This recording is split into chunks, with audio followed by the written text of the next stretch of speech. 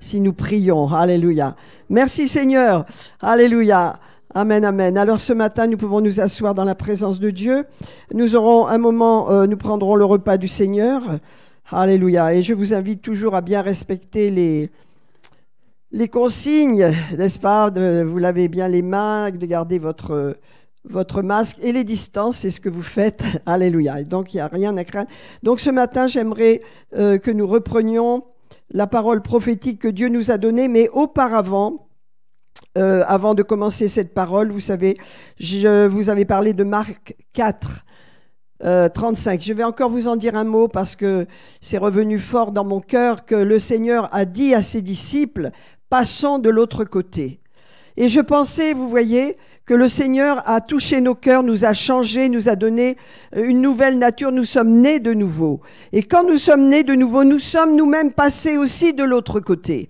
Nous sommes dans le royaume de Dieu. Le Seigneur nous a libérés des ténèbres, nous a placés dans le royaume de son amour et donc nous sommes de l'autre côté. Mais tandis que nous sommes de l'autre côté, eh bien, il y a des perturbations, il y a des difficultés, il y a toutes sortes d'oppressions et d'angoisses. Parce qu'il y en a dans le monde. Or, nous sommes dans le monde et nous ne sommes pas du monde. Donc, nous supportons des situations qui nous affectent. Et vous voyez, quand vous voyez les disciples, ils étaient dans la barque et Jésus a pris un coussin parce qu'il avait bien décidé de dormir. Il avait besoin de se reposer. Il dormait dans la barque et voilà que la barque était secouée parce qu'il y avait des vagues qui passaient par-dessus et les disciples étaient tellement angoissés et inquiets. Eh bien, mes amis, je vais vous dire, c'est vrai que dans cette situation que nous traversons et que nous avons traversée, que nous traversons, il y a eu des orages et il y a des orages et des typhons et des tempêtes. Mais nous avons besoin de veiller sur nos émotions. Parce que qu'est-ce qui se passe? Il y a de la peur, il y a de l'angoisse, il y a de l'anxiété, il y a des difficultés dans notre monde, mais nous éprouvons des émotions, nous éprouvons des angoisses, des peurs. Et nous devons apprendre dans cette situation que nous traversons à dominer nos émotions. Nous devons apprendre à les gérer. Nous devons apprendre à veiller, à ne pas laisser la peur nous terroriser, à ne pas laisser l'anxiété nous remplir. Vous voyez, parce que les disciples ont été totalement effrayés par ce qu'ils voyaient autour d'eux. Et ça ouvre des portes énormes parce que l'ennemi est celui qui est vraiment, c'est le grand Dieu de ce monde, c'est la peur. La peur qui terrorise, qui fait qu'à cause de cette pandémie, il y a des grandes peurs qui sont là, il y a des grandes incertitudes, il y a des grandes angoisses. Mais le seul lieu spirituel où nous pouvons être solides, déterminés et sans crainte, c'est le lieu de Dieu, en Christ, en Christ. Lorsque nous sommes en Christ, nous sommes en sécurité.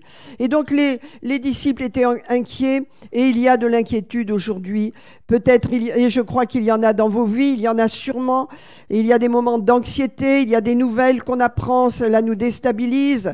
C'est normal, mais nous devons apprendre à refaire confiance, à reprendre position dans notre Dieu, parce que la parole, elle ne change pas, elle est éternelle. Ils sont venus vers Jésus, ils ont crié, « Jésus, Jésus, tu dors, tu vois, nous mourrons, nous mourrons !» Jésus s'est levé, il a ordonné que les choses se calment. Il a pris autorité et il a dit, mais pourquoi avez-vous douté, gens de peu de foi? Pourquoi avez-vous si peu de foi? Vous voyez, la foi dans cette année qui vient, ça va être vraiment notre arme puissante contre les situations et contre les événements. Parce que nous devons apprendre à modifier vraiment nos émotions, à agir de façon à ce que nos émotions ne nous emportent pas, ne nous terrorisent pas. Et il nous faut donc dominer nos émotions. Il n'y a que la parole de Dieu qui va nous apporter cette paix. Avant de partager la parole que nous avons reçue hier, donc c'est une parole de réformation, vous voyez. C'est une parole où le Seigneur nous dit puiser. Donc puiser, ça veut dire approfondissez l'eau de la vie, allez puiser, allez chercher plus profond parce que autour de vous, c'est difficile, c'est ça deviendra de plus en plus dur.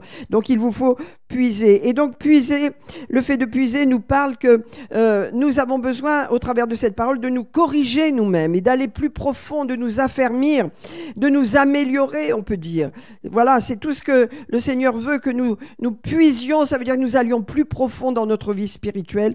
Et j'aimerais que nous lisions ce matin, c'est Daniel chapitre 3. Parce que Daniel, vous voyez, c'est quelqu'un qui est un exemple de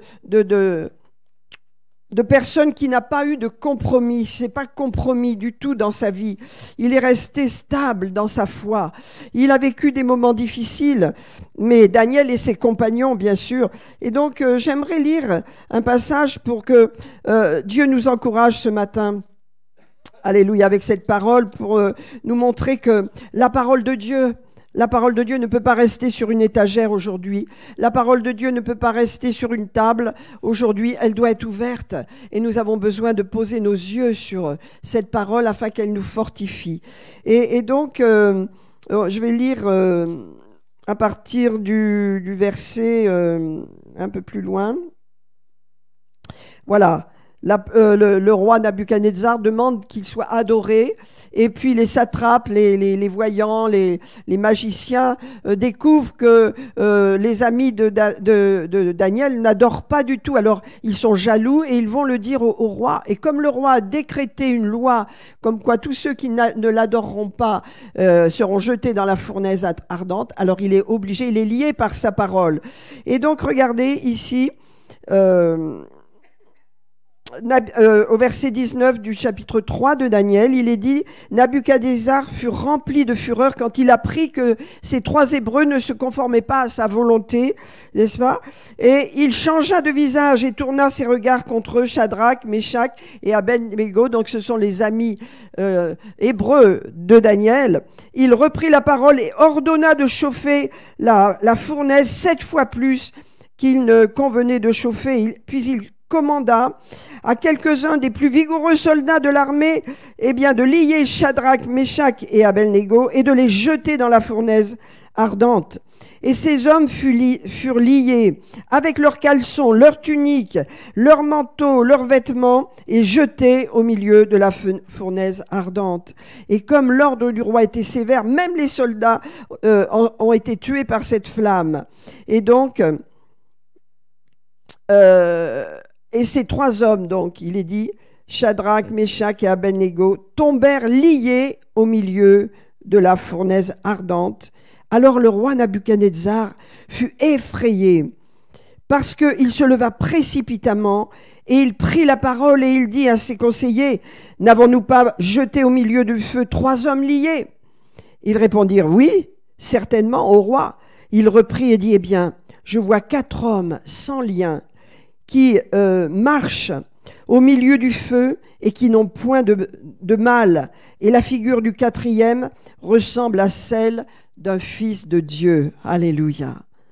Gloire à Dieu. Alors vous savez, ils sont sortis de la fournaise, ils n'avaient même pas l'odeur du feu, parce qu'en fin de compte, Jésus est venu avec eux. Pourquoi est-ce que Jésus est venu avec eux? Pourquoi est-ce que Jésus est venu avec eux dans la fournaise ardente? Parce que, voyez, ils avaient décidé de ne pas faire de compromis avec la parole de Dieu. Et vous voyez, ce matin, vraiment ce que je sens dans mon cœur, c'est que cette année, nous aurons des épreuves, nous aurons des problèmes à régler, bien sûr, mais le Seigneur va nous montrer d'être fermes sur la confiance que nous avons dans la parole de Dieu. Parce que c'est cette parole qui va s'accomplir. Peut-être que les circonstances ne changent pas tout de suite. Peut-être que les situations sont encore là devant vos yeux, mais c'est un test. Dieu vous dit, et Dieu me dit, persévère sur la parole, tiens bon sur la parole, ne fais pas de compromis sur la parole car elle s'accomplira sûrement. Et donc Daniel avec ses amis, dès le début, ils avaient appris cela. Et je crois que dans cette année, le Seigneur va nous apprendre cela. Parce que trop souvent, nous cédons à l'inquiétude, à l'angoisse des circonstances. Trop souvent, nous sommes, on peut dire, secoués comme un prunier, n'est-ce pas? Parce qu'on a peur, parce qu'on écoute les informations, parce qu'on est déstabilisé. Mais le Seigneur, cette année, veut nous donner de la stabilité. Et pour cela, il nous appelle à être sans compromis, à prendre la parole de Dieu et à la recevoir et à la croire sans compromis, indépendamment des circonstances. Et ça demande de la foi. Ça demande de la foi. Mais mes amis, cette année, notre foi va être éprouvée. Notre foi va être mise à l'épreuve. Et c'est une bonne chose parce que chacun de ceux qui ont la foi, tous ceux qui ont la foi, un jour ou l'autre, passent par une épreuve de la foi qui est nécessaire pour affiner notre foi. Parce que ce que Dieu aime et ce que Dieu veut, c'est voir notre foi. Car la foi plaît à Dieu. Amen. Et avec la foi, nous traversons les orages. Avec la foi, nous passons à travers. Et peut-être dans la famille, il y a des problèmes de santé, il y a des situations. La foi va vous faire passer à travers. Si vous confessez la parole et vous déclarez que tous les problèmes sont détruits par la puissance de Dieu, que vous ne croyez pas dans les rapports des médecins et que vous confessez la victoire, vous aurez la victoire. Ça n'empêche pas d'aller voir le médecin, de vous soigner, c'est pas ce que je dis, vous comprenez bien, mais vous croyez d'abord la parole de Dieu. Amen. Alléluia. Alors je voudrais vous lire la parole de Dieu parce que ce qu'on a reçu, c'est une parole de réformation, c'est une parole de correction. C'est une parole qui nous reprend et qui nous demande d'aller plus loin, d'aller plus profond avec Dieu. Et donc je veux la lire parce que nous l'avons reçue hier. Et donc c'est une parole pour cette année et c'est une promesse. Et hier j'ai parlé longuement de l'importance de croire dans les promesses de Dieu parce que comme je vous l'ai dit, il y a plus de 30 000 promesses dans la Bible. Mais il y a des promesses pour vous, pour chaque situation. Le problème c'est qu'on ne tient pas longtemps sur la promesse. On commence à la croire, à la confesser, puis on oublie. Vous voyez? Et ça c'est l'œuvre de l'ennemi. Il ne veut pas qu'on persévère. Mais vous savez que c'est par la foi et la persévérance qu'on hérite des promesses. Et donc les promesses, il nous faut les tenir dans la foi, il nous faut rester persévérants et nous verrons l'accomplissement des promesses. Alors je voudrais vous lire cette parole prophétique qui se trouve dans Ésaïe, le chapitre 12, verset 3. Vous savez, pendant toute cette semaine, bien sûr, même avant, je me suis mis à part et j'ai prié. Et j'ai commencé à travailler, bien sûr, à préparer un message, puis un autre. Puis j'allais d'un livre à un autre. Et c'était toutes des bonnes choses, bien sûr. Mais je me suis dit, au bout d'un moment, mais je suis en train de faire les choses par moi-même. Et j'avais pas l'onction, j'avais pas le feu vert, on peut dire, vous voyez. Et donc, quand je me suis mis à part et j'ai cherché le Seigneur pour que ce soit lui qui me donne une parole, eh bien, il m'a donné Ésaïe 12, verset 3. Ça veut dire c'est exactement ce dont on a besoin cette année. C'est exactement ce que nous allons faire et que nous allons suivre cette année. C'est pas uniquement de connaître cette parole, c'est de la mettre en pratique. Parce que vous voyez, Jésus a dit, suivez mes commandements. Celui qui m'aime, c'est celui qui fait et qui obéit à mes commandements. Ça veut dire tout le monde aime Jésus. Jésus aime tout le monde. Mais celui qui voit la manifestation de la gloire de Dieu dans sa vie, c'est celui qui met en pratique les commandements de Dieu. Et donc, si nous mettons en pratique notre foi, si nous activons notre foi et que nous acceptons que cette parole va nous corriger, va nous reprendre, de façon à ce que nous désirions aller plus profond dans les choses de Dieu, mais surtout dans notre relation avec Dieu, dans notre relation avec le Saint-Esprit, dans notre dépendance du Saint-Esprit, alors nous aurons accompli cette promesse et elle s'accomplira pour nous dans cette année 2022. Alors voilà, parce que vous voyez, c'est au futur. Ça veut dire c'est une promesse pour nous cette année. C'est pas encore fait, c'est quelque chose dans laquelle nous allons entrer par la grâce de Dieu. Rappelez-vous qu'il y a la grâce sur vos vies, sur ma vie. Nous sommes sauvés par grâce, par le moyen de la foi. N'oublions pas la grâce. N'allons pas dans ce qu'on appelle la religiosité où on se condamne, on se trouve pas assez bien, on dit on n'y arrivera pas. Ça c'est de la chair, c'est de l'orgueil, il faut lâcher ça. Non, on est dans la grâce de Dieu. Dieu nous a fait grâce, on ne mérite rien, mais on reçoit de lui.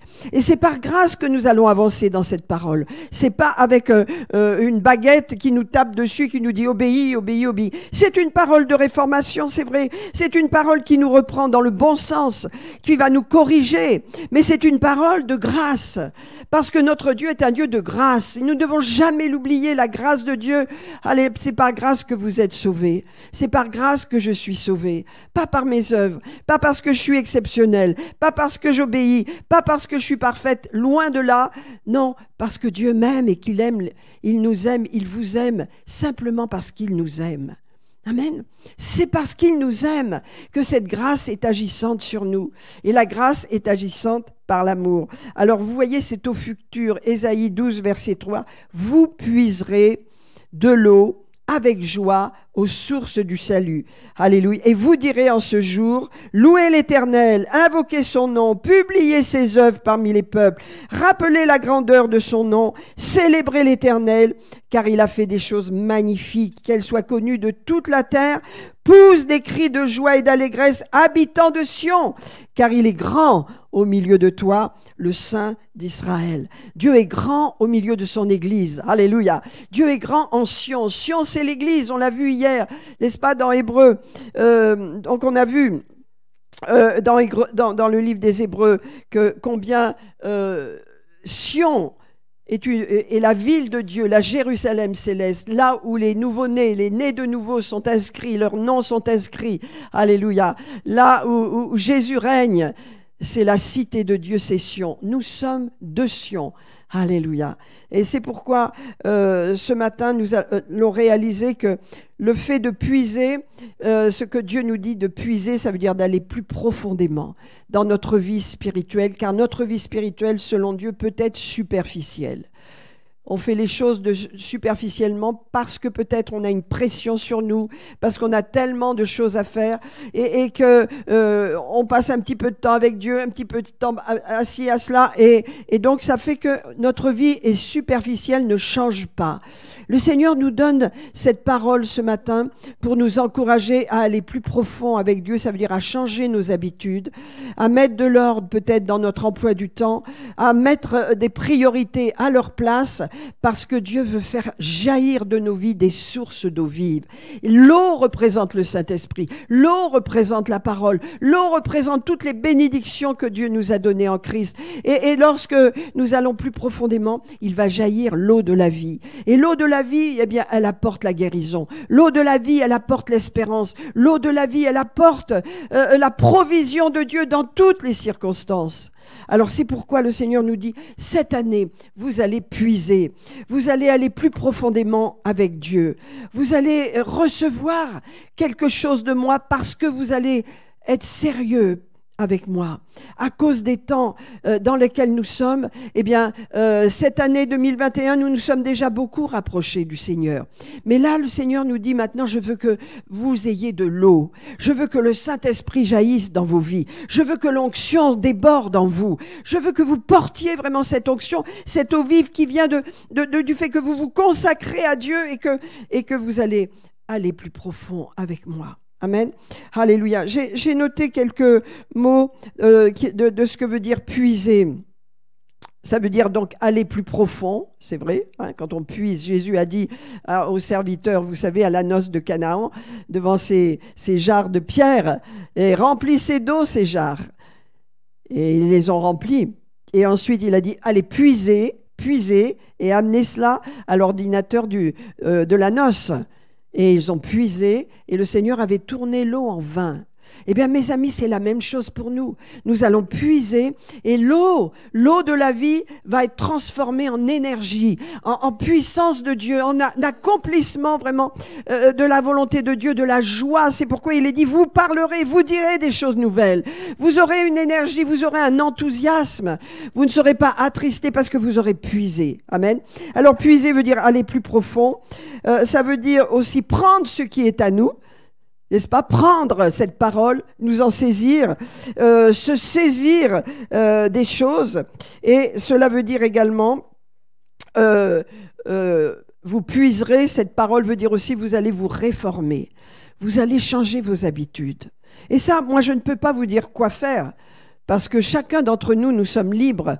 Nous sommes libres de suivre cette parole ou de ne pas la suivre. C'est notre responsabilité à chacun. Mais dans notre vie, il y a sûrement des choses qu'on traîne qui ne sont pas nécessaires. Il y a sûrement des choses qu'on fait, des temps qu'on passe qui ne sont pas nécessaires. Et lorsque nous voulons réformer notre vie, il nous faut regarder en nous-mêmes et voir, Seigneur, montre-moi qu'est-ce que je dois changer, qu'est-ce que je dois lâcher, qu'est-ce que je dois mettre de côté de façon à être efficace dans mon temps avec toi, afin que chaque jour je reçoive, parce que je veux recevoir l'eau de la vie avec joie. Attention, pas avec tristesse, pas avec découragement, avec joie. Et pour cela, eh bien, le Seigneur nous dit effectivement qu'il nous faut nous corriger. Ça veut dire transformer nos situations, regarder à notre vie et dire, bon, j'ai entendu le message, je vais rentrer chez moi tranquillement et dès que j'ai un moment, je vais écrire un petit peu, Seigneur, est-ce que là, je passe trop de temps dans ces choses? Est-ce que c'est nécessaire? Là, voilà, et je vais m'organiser parce que l'organisation, vous voyez, ça fait partie de la vie chrétienne.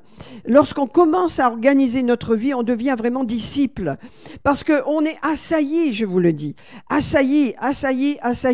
On est dans le temps des écrans où on voit, où on aime voir et on a besoin, on est assailli par tous les messages, tout ce qu'on reçoit, mais il nous faut ce temps de paix, il nous faut ce temps pour passer ce moment avec Dieu qui nous dit « Je vais puiser, j'ai besoin de l'eau de la vie. Le Saint-Esprit, c'est l'eau de la vie et j'en ai besoin et Dieu va m'en donner. » Amen. C'est une année, vous voyez, de réformation. C'est une année de correction, on se corrige soi-même, n'est-ce pas? Mais c'est une année où on va s'améliorer parce que c'est Dieu qui nous le dit. C'est pas moi qui vous le dis, c'est pas moi qui vous donne un coup de baguette et vous dit voilà, il faut faire ci, il faut faire ça. Loin de moi, c'est pas jamais mon intention, mais je me parle à moi-même et je me dis Seigneur, je veux me réformer, je veux m'organiser davantage, je veux aller plus profond, je veux recevoir l'eau de la vie, je veux l'onction, je veux elle est pour tous cette onction, elle est pour vous, elle est pour moi. C'est pas parce que vous venez à l'église, si vous ne pratiquez pas ces choses que vous allez recevoir plus. C'est bien d'aller à l'église, mais dans votre vie personnelle, vous avez besoin de plus. Vous avez besoin de cette eau. Et lorsque vous venez à l'église, alors l'eau, elle jaillit encore davantage.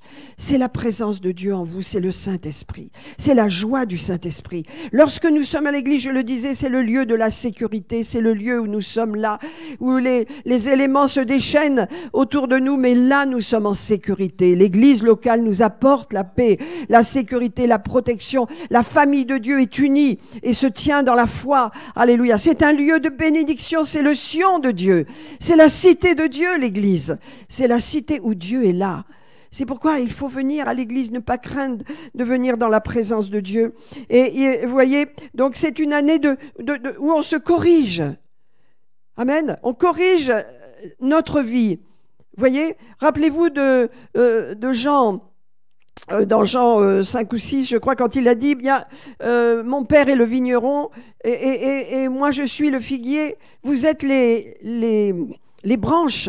Qu'est-ce qu'il fait le Seigneur? Il émonde les branches pour qu'elles portent plus de fruits. Ben, c'est la pensée que nous avons. Va puiser, tu puiseras de l'eau de la vie avec joie. Et tu diras, tu seras changé. Tu vas parler autrement, tu vas avoir confiance en ton Dieu, tu vas avoir des paroles de foi, tu vas louer Dieu, tu vas invoquer son nom, tu vas vraiment déclarer les belles choses que Dieu a fait dans ta vie, les miracles qu'il a fait. Pourquoi? Parce que tu seras allé dans l'eau de la vie. Quand tu n'as pas de l'eau, quand tu es sec, c'est affreux. Un puits sec. Vous savez, Jésus a dit, remplissez les vases. Commencez par remplir les vases. Alléluia. Et ces vases d'eau ont été transformés en eau de vie, on peut dire, en vin. Le vin représente la vie. Amen. Eh bien, je crois que c'est ce que Dieu veut pour nous cette année. Il veut que nous nous améliorons, mais il faut émonder, il faut couper des choses. Il faut voir ce qui est nécessaire de ce qui ne l'est pas. Et vous savez, c'est un choix continuel, parce qu'on est assailli dans la vie de toutes choses, de tas de choses que l'on fait qui sont bien, qui sont agréables, mais qui ne sont pas toujours nécessaires. Que Dieu nous aide. Alléluia. Que Dieu nous aide. Vous voyez, dans 2 Corinthiens 13, verset 5, il est dit « Examinez-vous vous-même ». Ça veut dire « Sondez-vous, corrigez-vous vous-même ». Voyez, personne ne peut le faire à votre place, c'est vous. Vous qui devez avoir suffisamment d'humilité pour dire « Seigneur, montre-moi ». Mais je veux réfléchir aussi, parce qu'il y a des choses que Dieu vous montrera peut-être, mais il y a des choses que Dieu dit, regarde à toi-même. C'est à toi de faire la démarche. Examine-toi toi-même, voyez. Des fois, on veut que Dieu fasse les choses que nous avons à faire, mais non. je m'examine moi-même. Ça veut dire je sonde mon cœur, je regarde ma vie, j'étudie mes journées, mes soirées, comment elles se déroulent et je vois où sont mes priorités. Examinez-vous vous-même pour savoir si vous êtes dans la foi. Vous savez, il y a des épreuves. Hein? Moi, j'en vis une actuellement avec mon chien. Il y a des épreuves qui sont des tests et ça dure dans le temps. Et je dis, Seigneur, ben, pourquoi tu ne changes pas cette situation? Et patience, patience. Tiens bon dans la foi, jusqu'au bout. Alors, bon, que ce soit pour mon chien, ou pour des personnes que j'aime, ou pour des personnes de notre Église, ou des situations, c'est la même chose. Il nous faut de la patience dans l'épreuve et aller jusqu'au bout, tenir ferme, ne pas faire de compromis avec la parole de Dieu. Et Daniel et ses compagnons, ils ont été enseignés dans la synagogue avant que Nabuchodonosor détruise le pays. Ils ont été enseignés à tenir ferme, ils aimaient la parole de Dieu. Ils n'en voulaient pas faire de compromis. Et vous savez, chaque fois qu'on lâche la parole de Dieu, on fait du compromis. On doute de la parole de Dieu et on se met à voir dans le naturel, uniquement dans le naturel. Il y a des choses naturelles qu'il faut voir, c'est normal. Mais avant cela, il faut bâtir dans le spirituel de façon à ce que notre foi soit puissante et agissante. Amen. Ça veut dire on n'abandonne pas l'espérance, on n'abandonne pas notre foi, on reste positif, on reste soudé dans la foi et on passe l'épreuve. Regardez, examinez-vous vous-même pour savoir si vous êtes dans la foi, éprouvez-vous vous-même. Alors là, voyez, on a besoin de ça, on est très doué pour regarder dans la vie des autres peut-être comment ils sont, mais Dieu dit non, t'occupe pas des autres, moi je m'en occupe. Mais c'est toi, éprouve-toi toi-même. Ne reconnaissez-vous pas que Jésus-Christ est en vous, n'est-ce pas? Et il parle à l'église de Corinthe, à moins que vous ne soyez déjà réprouvés. Ça veut dire que quand tu n'as pas la capacité de te tester toi-même, de reconnaître quelque chose en toi qui a besoin d'être modifié, qui a besoin d'être changé, quand tu n'es pas attentif à ce que tu vis et que tu vis comme ça au jour le jour, tu ne peux pas te réformer. Vous voyez, dernièrement, j'ai réalisé que je passais trop de temps dans les écrans avec les conversations des uns et des autres. Et j'ai dit, Seigneur, aide-moi, je ne veux pas être addicté à cela. Vous savez, on voit dès qu'il y a une addiction qui vient, eh ben, l'addiction, elle est égale temps. Je suis prise par cela et donc c'est du temps. Et le temps appartient à Dieu.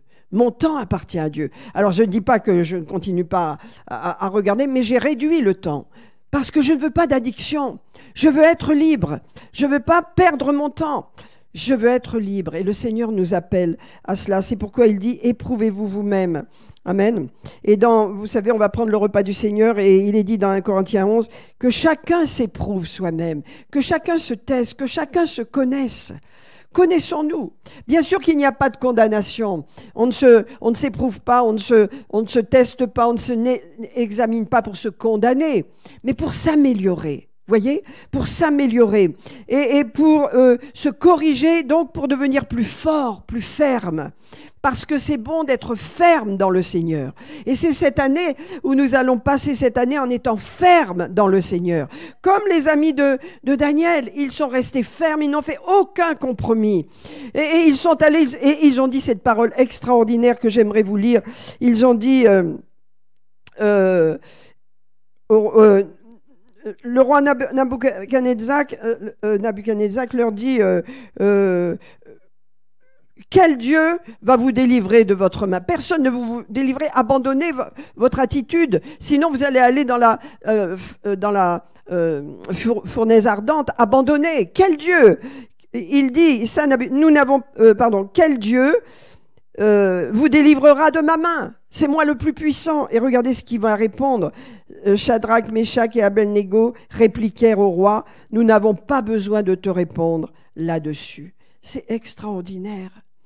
Vous savez, le diable viendra sous le trait de situations pour vous dire, mais fais attention, non, ne mets pas ta confiance dans cette parole. Non, regarde les situations, regarde ci, regarde ça, pour que tu stresses, pour que tu perdes vraiment ta confiance, parce que le diable sait qu'il ne peut rien faire quand ta confiance, quand ta foi est libérée. Et donc, voici, disent-ils, les Hébreux, notre Dieu que nous servons. Et voyez, quand on a Dieu dans notre vie, on le sert. Peut nous délivrer de la fournaise ardente, et il nous délivrera de ta main, ô roi. Mais sinon, sache, ô roi, que nous ne servirons pas tes dieux, et que nous n'adorerons pas la statue d'or que tu as élevée. Alors c'est extraordinaire parce qu'ils étaient devant un martyr épouvantable, hein, être jetés vivants dans le feu, brûlés vifs. Mais vous voyez, ils étaient, comment dire, cette foi qu'ils avaient, c'était comme une cuirasse. Et vous savez, c'est la cuirasse de la foi qu'il faut établir dans nos vies de plus en plus à cause des événements dans lesquels nous allons entrer et dans lesquels nous sommes passés en 21 et nous passerons en 22. La cuirasse de la foi nous rend imperméables aux traits de l'ennemi, imperméables aux attaques de l'ennemi. Et cette cuirasse de la foi, elle se bâtit avec la parole de Dieu, elle se bâtit avec l'onction de Dieu, en approfondissant, en puisant. Puisez de l'eau à l'eau de la vie, puisons en allant plus profond et en recevant l'onction de Dieu, en recevant l'eau vive avec joie. Alléluia, parce que en recevant l'eau vive, nous sommes transformés. Est-ce que je peux me transformer moi-même? Je peux m'améliorer. Oui, je peux faire une étude sur moi-même et dire, bon, ça, j'abandonne. Ça, je prends plus de temps. Voilà, je structure les journées. Ça, on a à faire ça tous. On a besoin de faire des choses nous-mêmes pour mettre en place un programme pour que Dieu ait sa place. Hein, j'aime beaucoup ma fille et son fils. Ils sont vraiment, on peut dire, coéquipiers ensemble dans le ministère maintenant. Et donc, ils ont tous les deux un programme. Ils se lèvent tous les deux très tôt le matin. Et ils ont un programme de prière, d'intercession, de louange dans la présence de Dieu très tôt. Et ma fille m'a dit, il va falloir que je trouve un autre coin dans la maison parce que Louis investit le salon et quand il prie, moi j'ai besoin de louer. Donc elle est en train de s'organiser un salon, un lieu de prière plus haut, au niveau des chambres, parce qu'ils ont besoin de leur temps, mais ils font les choses ensemble, ça les encourage. Et depuis qu'ils ont structuré leur vie avec des temps tôt le matin d'adoration, de prière, d'intercession, eh bien, elle est complètement sortie de toute inquiétude, de toute angoisse, de tout problème. Elle est heureuse. On sent qu'elle est vraiment bien dans sa peau, elle est vraiment tranquille, elle est vraiment... Alors qu'il y a toutes sortes d'obstacles autour d'elle, tous les deux, ils passent à travers dans une bonne attitude. Et quand vous devez donner quelque chose aux autres, et si vous êtes angoissé, stressé, déprimé, vous allez donner que des mauvaises choses. Mais c'est parce qu'ils vont puiser. Alors eux, ils puisent tôt, hein, de matin vers 5h30, ils sont debout, mais nous pouvons puiser à notre cadence, selon notre rythme. Mais l'important, c'est de puiser, ça veut dire d'aller plus profond. Et pour cela, il nous faut organiser notre temps. Amen. Il nous faut organiser notre temps. Encore un petit instant. Alléluia. Je voulais lire quelque chose que le Seigneur a dit, si je retrouve ce passage dans Jean. Alléluia. Voilà, juste, je ne sais plus où je l'ai mis, mais ça ne fait rien. En tous les cas, donc nous voulons demeurer fermes parce que c'est une année donc de transformation. C'est une année, voilà, c'est dans Jean 14. J'aimerais qu'on le lise parce que, vous voyez, si, comme je vous le disais, Dieu nous aime. Dieu vous aime. Nous aimons Dieu. Mais ce qui va activer les bénédictions de Dieu dans nos vies, c'est de mettre en pratique, de pratiquer les choses. Regardez dans Jean 14. Alléluia, la parole est bonne, hein? Je vous dis, la parole est bonne pour nous. La parole nous fait du bien.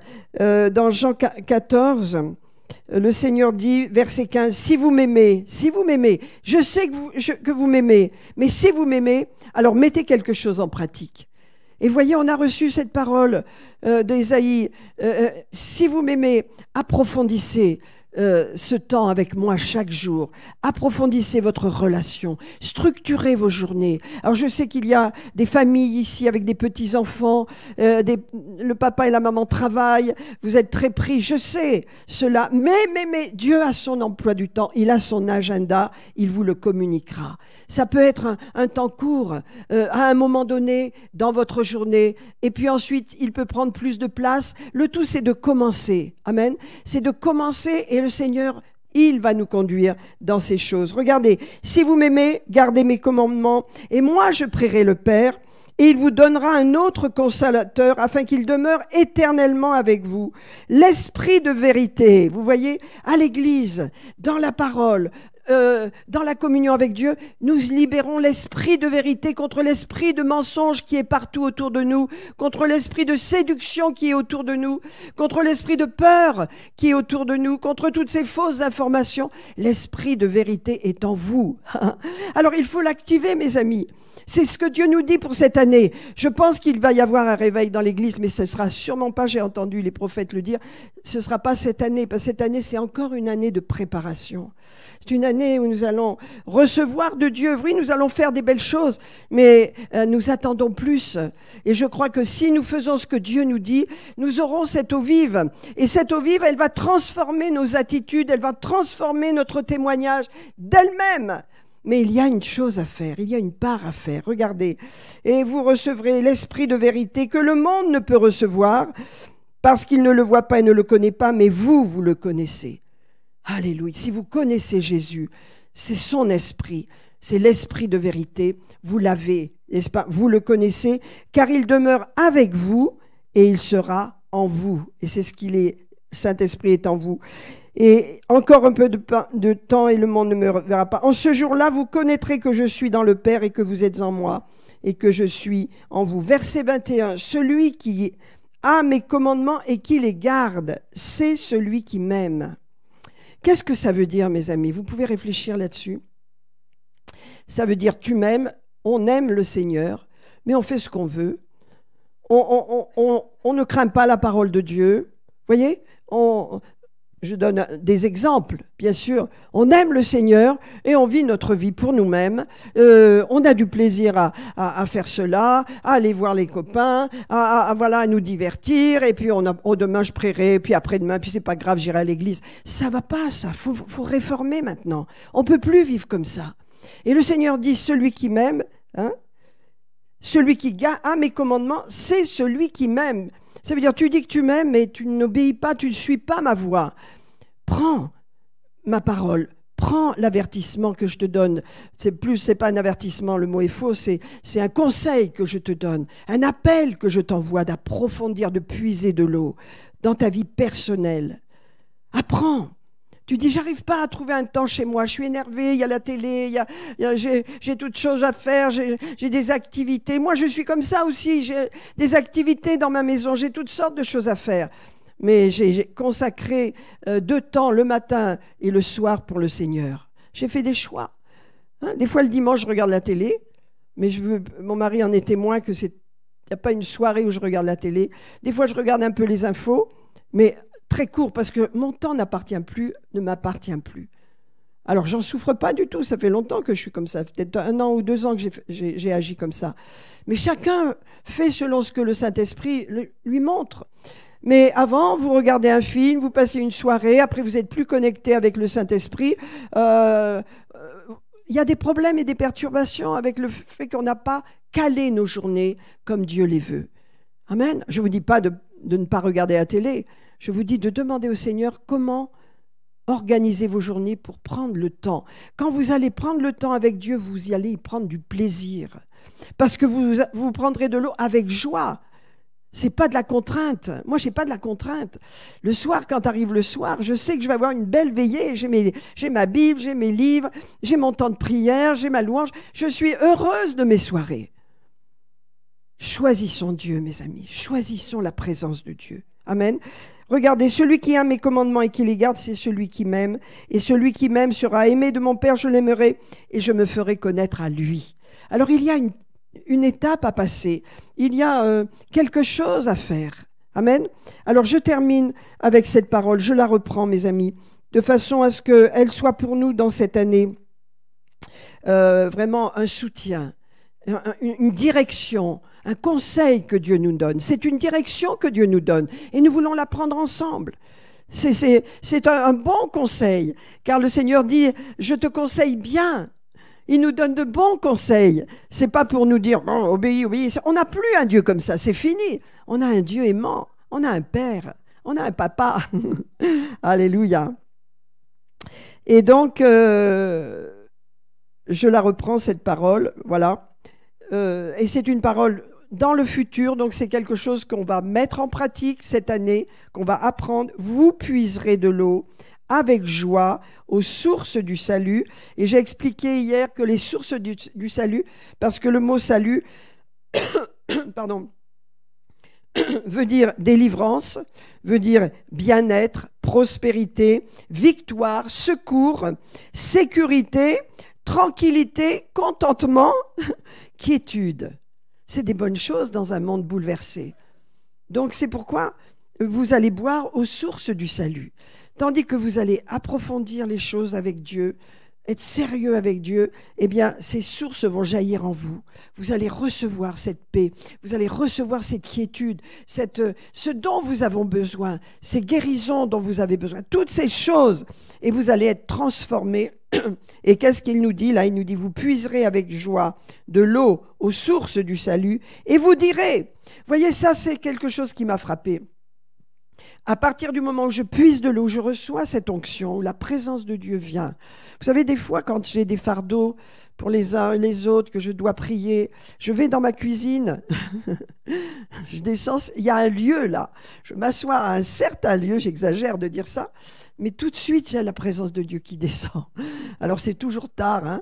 Voilà, je suis seule, j'allume une petite bougie, parce que je ne veux pas toutes les lumières, et je pars dans la présence de Dieu, et j'intercède pour les besoins, j'intercède pour ceux qui sont malades, j'intercède pour ma famille, j'intercède, et j'ai la présence de Dieu. Et ça fait longtemps que ça dure. Je vous encourage à découvrir. Il y a des lieux où on est bien chez soi, ça s'appelle un lieu de prière. Amen. Trouvez votre lieu et consacrez-le à Dieu et passez-y du temps. Vous allez avoir l'onction de Dieu sur vos vies. Amen. Vous allez avoir ce ruisseau, cette fleuve qui va couler sur vous et vous allez être efficace dans le monde spirituel. Amen. Alors, vous puiserez de l'eau, je vais terminer là, et vous direz, voyez, la foi c'est parler, vous direz, vous serez changés, donc votre parole sera différente parce que vous aurez reçu de l'eau. Et vous direz, louez l'Éternel, vous désirerez louer l'Éternel, invoquez son nom sur les problèmes, publiez ses œuvres, c'est la conséquence, rappelez la grandeur de son nom, célébrez l'Éternel car il a fait des choses merveilleuses. Alléluia. Pousse des cris de joie et sois dans l'allégresse. C'est un cri de joie que Dieu nous veut. L'Église dans la joie, alors que les ténèbres sont autour de nous, réjouis-toi. La nuit est là, mais le matin vient. Sentinelle, que dis-tu de la nuit? Amen. Le jour approche. Alors réjouissons-nous. Je veux prier, simplement vous encourager ce matin. N'oubliez pas, méditez cette parole. Ésaïe 12, verset 3, jusqu'au verset 6. Alléluia. Et donc, le shalom, la paix, rappelez-vous que c'est ces sources du salut, ces sources du shalom, ces sources de vie, vous y avez droit. Elles sont là pour vous. Dieu veut vous les donner. Dieu est un Dieu bon. Il veut que nous vivions dans l'eau de la vie. Il veut que nous ayons l'eau de la vie. Rappelez-vous ce qu'il a dit à la Samaritaine. Si tu connaissais le don de Dieu, qui est celui qui te demande à boire? Tu lui aurais toi-même demandé à boire et il t'aurait donné de l'eau de la vie. Demandons à Dieu plus d'eau vive, Seigneur. J'en veux. Demandez, vous recevrez. Amen. Oh Seigneur, nous te bénissons ce matin. Merci pour cette parole qui nous dirige dans l'année 2022. Merci pour le fait que nous allons puiser. Nous puiserons de l'eau vive avec joie aux sources du salut. Et nous recevrons une transformation dans notre être intérieur, dans notre vision, dans notre foi, dans nos paroles. Oh, la foi est là en nous et elle va être agissante. Seigneur, merci. Je bénis nos frères et sœurs ce matin qui sont là et tous ceux qui nous suivent. Je vous bénis et je déclare que la parole de Dieu est agissante en vous, que les promesses de Dieu sont oui et amen.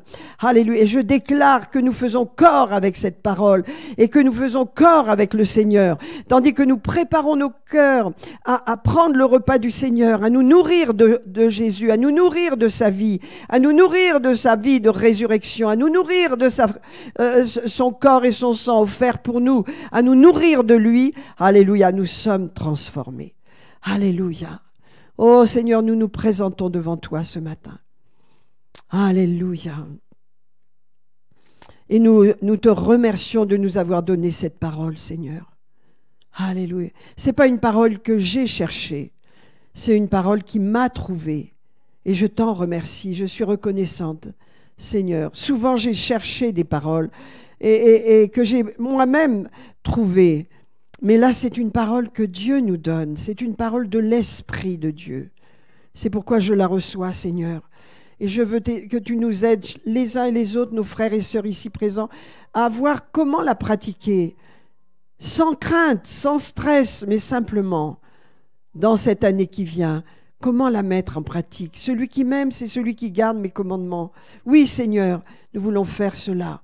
Nous voulons apprendre, nous voulons nous réformer, nous voulons nous améliorer pour devenir fermes, forts, comme comme Daniel et ses amis, afin que la parole soit vraiment ferme en nous, que nous ayons une ferme assurance, nous n'ayons aucun compromis dans la parole de Dieu. Nous ne compromettions pas la parole. Que nous soyons comme ces jeunes Hébreux, que nous apprenions à laisser la parole agir en nous. Alléluia, nous serons changés. Dieu veut nous changer, mes amis. Dieu veut nous changer les uns et les autres. Certains sont avancés peut-être dans la foi, sûrement d'autres sont plus tièdes, plus timides dans la foi. Qui que nous soyons, nous avons la même parole. Dieu va faire en chacun de nous quelque chose de glorieux, tandis que nous allons aller plus profond, tandis que nous allons puiser à l'eau de la vie. Amen. Seigneur, je bénis tous ceux qui nous suivent, bien sûr. Nous aurons après la Sainte Seine un moment de prière pour nos familles, pour nos bien-aimés, pour la situation que nous traversons. Seigneur, je te bénis ce matin. Alléluia. Et nous déclarons Ésaïe. Alléluia. La parole d'Ésaïe 12, verset 3, agissante sur nous, Seigneur. Nous disons oui à cette parole, Père. Oui, nous puiserons cette année. Oui, nous irons plus profond. Oui, nous voulons l'eau de la vie. Oui, nous boirons aux sources du salut. Oui, Seigneur. Nous te disons oui, Seigneur. Amen. Oui, Jésus. Oui, Père. Oui, Saint-Esprit. Alléluia. Fais-le en nous, Seigneur. Et nous allons prendre le repas du Seigneur comme un acte de foi que c'est scellé. Cette parole est scellée pour nous toute l'année. Alléluia, cette parole sera activée. Elle est scellée par le sang de Jésus et elle est mise en œuvre dans nos vies. Merci Seigneur. Alléluia. Préparons-nous à prendre le repas du Seigneur ce matin. Alléluia.